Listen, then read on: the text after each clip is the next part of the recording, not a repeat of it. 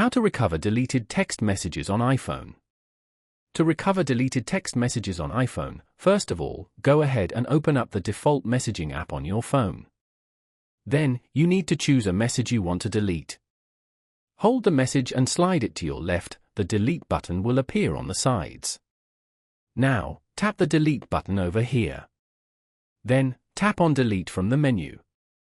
Now, go to the top left corner of your screen. Then, tap on edit. A drop-down menu will appear on your screen. Select the Show Recently Deleted option from here.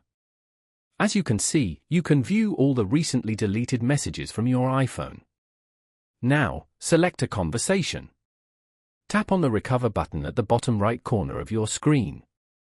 After that, tap on the Recover Messages option here. Once you're done, tap Done at the top right corner of your screen. There you go, you have successfully retrieved the deleted message on your iPhone. By following these simple steps, you can easily recover deleted text messages on an iPhone. Thank you for watching.